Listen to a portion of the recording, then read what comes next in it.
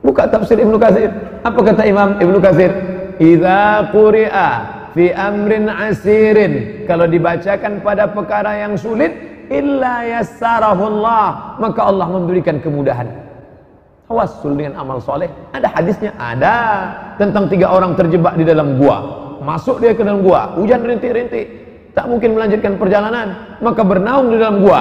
Tiba-tiba tak lama datang batu bergelinding dari atas bukit, pas menutup pintu gua, tertutup, terjebak 3 orang. Maka mereka berdoa kepada Allah dengan bertawassul.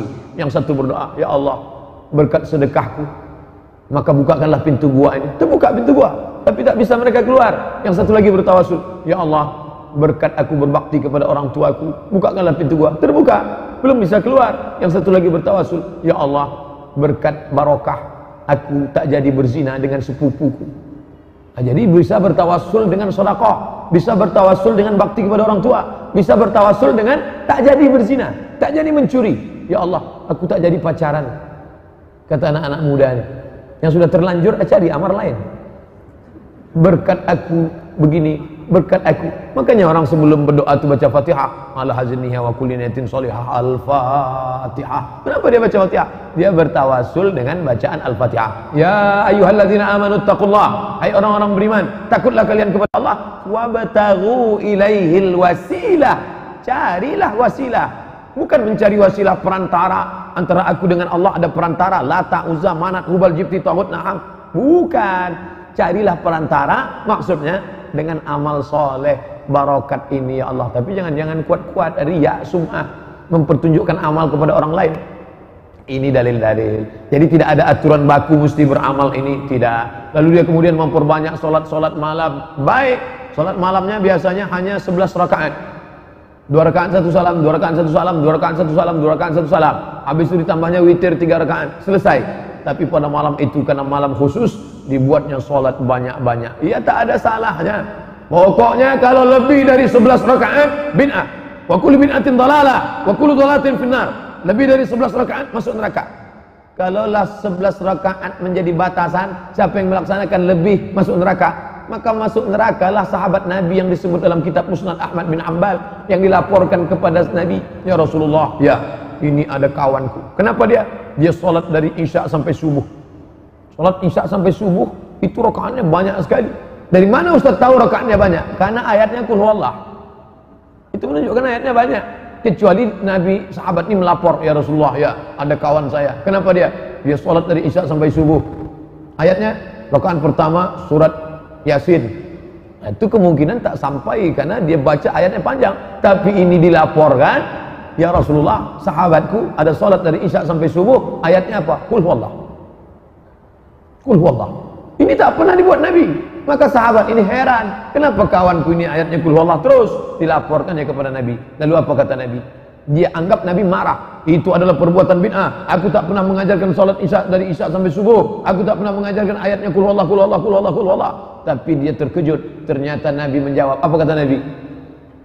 Innaha la ta'dilu sulusal Quran. Sesungguhnya surat Al-Ikhlas Qul huwallah itu kalau dibaca 1 kali sama dengan 1/3 Al-Quran.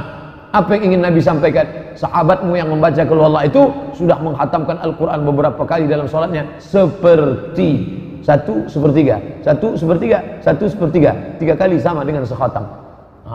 Maka bagi yang selama ini ayatnya Qul huwallah, makin yakinlah dari ini. Malam itu nanti dibuat salat, banyak salat. Tak salah. Imam Hanbali yang nama asli Ahmad bin Hanbal punya kitab Musnad Ahmad bin Hanbal, meninggal tahun 241 Hijrah. Dia punya anak namanya Abdullah Ibnu Ahmad bin Hanbal. Nanti kalau adik-adik, bapak-bapak mahasiswa baca dalam kitab Musnad Hanbal, qala Ahmad bin Hanbal haddatsani abi. Banyak orang salah membuat skema sanad dalam Musnad Ahmad bin Hanbal karena di situ ada disebut haddatsani abi, ayahku meriwayatkan hadis kepadaku, aku mendengar hadis ini dari ayahku, kata Ahmad bin Hanbal. Kata anaknya namanya Abdullah bin Ahmad bin Hanbal. Orang bertanya kepada dia, "Hai Abdullah, ya, engkau anak kandung Ahmad bin Hanbal?" "Betul." "Berapa salat malam ayahmu?" Kata Abdullah bin Ahmad bin Hanbal 300 rakaat fil yaumi wal lailah, sehari semalam. Nah, jadi kalau begitu Bapak Ibu yang selama ini sudah menganggap amal kita ini banyak, belum ada apa-apanya kalau membandingkannya dengan Ahmad bin Hanbal. Oleh sebab itu tidak ada larangan memperbanyak ibadah macam-macam pada malam Mi'raj itu. Apakah sendiri-sendiri atau berjamaah Pak Ustaz? Khalid ibn Ma'dan, Makhul, di antara tabi'in negeri Syam, mereka pada malam nisfu Sya'ban itu berkumpul beramai-ramai di masjid negeri Syam. Yaktahilun, mereka pakai kahal celah. Yalbasuna siyab, mereka pakai pakaian jubah kebesaran. Wa yatabakharun, mereka pakai bukhur asap, mereka nyalakan dupa, mereka nyalakan apa itu namanya yang harum-harum itu, gaharu. Ada model gaharu, kayu gaharu, ada juga model seperti menyan dia. Ada batang kayu kalau ditakik, dipotong, keluar getahnya, seperti damar, itu dipakai harum. Itu di Arab, kalau mau menikahkan anak, acara walimah, itu dipakai harum. Makanya habaib kalau datang waktu acara Habib Syekh kemarin, dibakar. Disangka orang yang tak tahu sedang manggil jin. Itu parfum Arab itu begitu. Maka pada malam nisfu Sya'ban, mereka hidupkan kayu gaharu di masjid, harum semerbak, mereka pakai jubah kebesaran, lalu mereka memakai celak, mereka beribadah di masjid beramai-ramai. Itu yang melakukannya siapa? Salaf itu. Maka menghidupkan malam nisfu Sya'ban di masjid, tradisi salaf. Kalau memang betul mengaku salaf, ramai masjid. Hanya saja salaf itu pun berbeda. Salaf Makkah dengan salaf negeri Syam. Jadi kalau ada orang mengatakan kami ini bermanhaj salaf, salaf mana? Salaf itu tidak satu manhaj. Salaf itu banyak manhajnya. Itu yang dikatakan Syekh Ramadan Al-Buti dalam kitabnya As-Salaf. Salaf bukanlah satu mazhab, karena salaf itu banyak. Antara salaf Aisyah dengan salaf Ibnu Abbas saja beda tentang memaknai apakah Nabi Muhammad melihat Allah atau tidak pada saat Isra Mi'raj. Salaf yang mana? Salaf bukan satu manhaj. Salaf itu banyak. Makanya saya sebutkan salaf mentakwil ayat-ayat.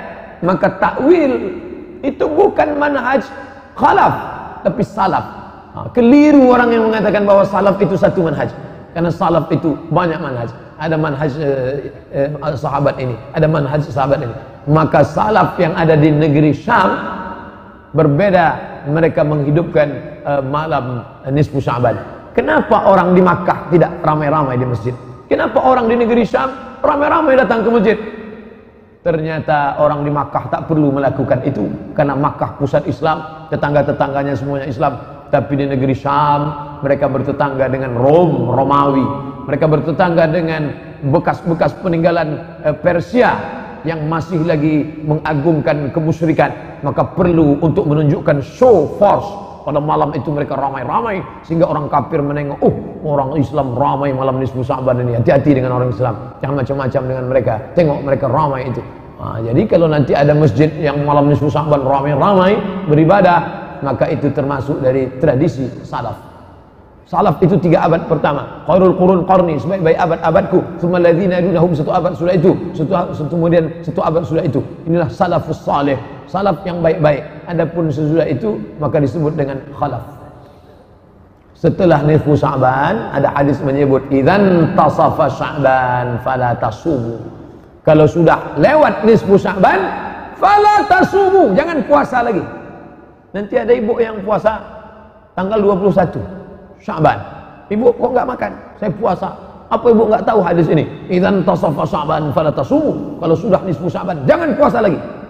Lalu ibu bapak pun banyak yang takut puasa, karena orang menyebut jangan puasa lagi, jangan puasa. Padahal hadis ini ada penjelasannya. Jangan dibaca hadis itu bulat-bulat. Yang tidak boleh puasa itu adalah orang yang memulai puasa sunat setelah nisfu Sya'ban. Itu yang tak boleh. Selama ini tak pernah dia puasa.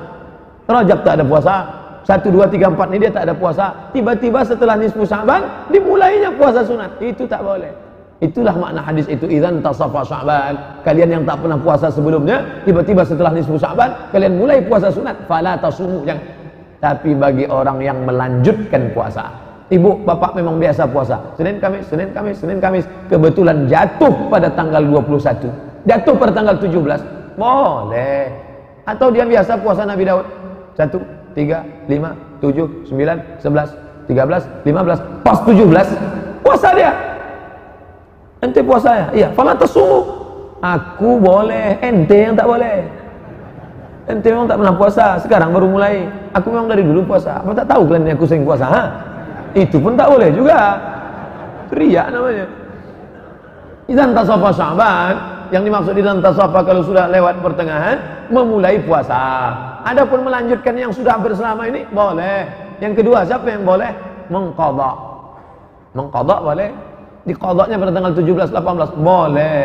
Adapun hikmah kenapa dianjurkan puasa ini, supaya kita sudah merasakan manisnya puasa.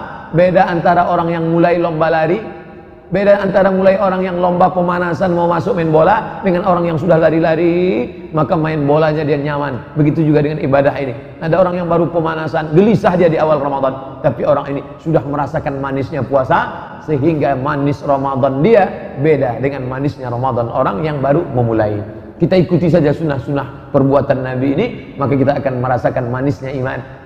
Manisnya iman, manisnya puasa, manisnya tahajud, manisnya ibadah, manisnya munajat kepada Allah Subhanahu wa taala.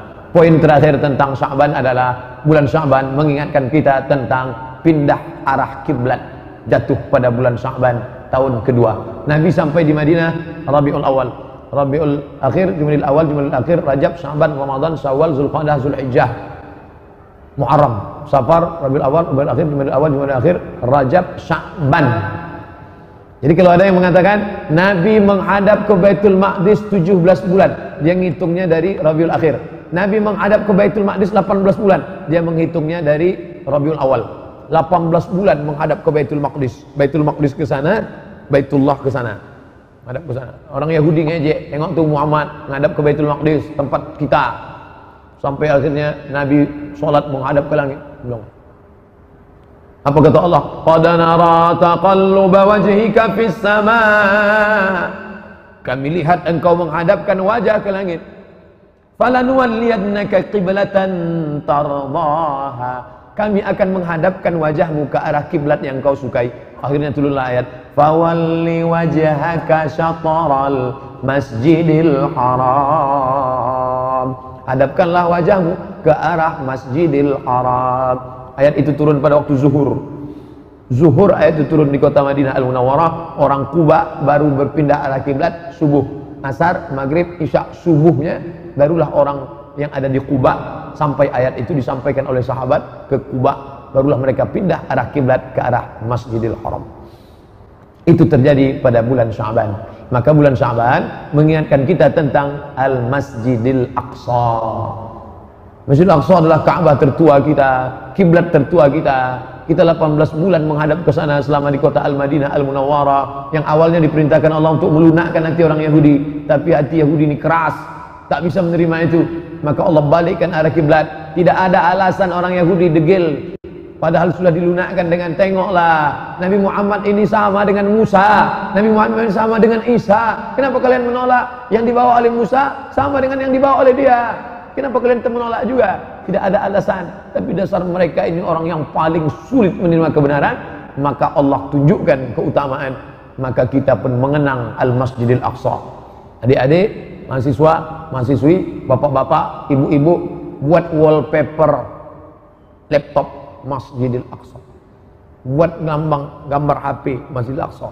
Ini Ustaz ini ceramah aja atau ngomong aja. Saya dari dulu wallpaper memang Masjidil Aqsa, supaya ketika hidup nampak Masjidil Aqsa. Ini enggak, wallpapernya artis. Ingat artis aja dah. Buat Masjidil Aqsa. Subhanalladzi asra bi 'abdihi lailan minal masjidil haram ila masjidil aqsa alladzi barakna haulah. Mengenang itu, kita akan mengenang bagaimana keadaan saudara-saudara kita di Palestina sekarang. Maka gelisah hati. Orang Islam yang hidup hari ini gelisah, itu sudah lumayan imannya. Gelisah aja dia memikirkan Masjidil Aqsa, sehingga dengan kegelisahan itu menetes air matanya berdoa, Allahumma ansuri ikhwanal mujahidin fi Palestin. Naik khotib hari Jumat mengingat itu sudah alhamdulillah. Jangan sampai kita berada pada posisi nyaman, adem, ayam, tentram, tenang, padahal kita tidak mestinya tenang. Orang Islam yang hatinya gelisah dengan keadaan saudaranya dapat pahala, gelisah dengan keadaan umat dapat pahala, gelisah orang tak sholat dapat pahala, gelisah dengan orang tak mengqadha puasa nyantai saja dapat pahala. susah hati. Kenapa? Karena agama Allah ditinggalkan. Maka berubah dalam wujud ilmu, amal, ilmu, amal, ilmu, amal. Ilmunya sudah kita kaji, tinggal lagi beramal. Mudah-mudahan ada manfaatnya. Selanjutnya kita sholat sunat isyraq 2 rakaat. Terima kasih. Mohon maaf atas segala kesilapan. Terima kasih atas segala perhatian. Subhanakallahumma wa bihamdika asyhadu an la ilaha illa anta astaghfiruka wa atubu ilaik. Wa sallallahu ala sayyidina wa maulana Muhammad wa ala alihi wa sahbihi wa sallam. Walhamdulillahi rabbil alamin. Wassalamualaikum.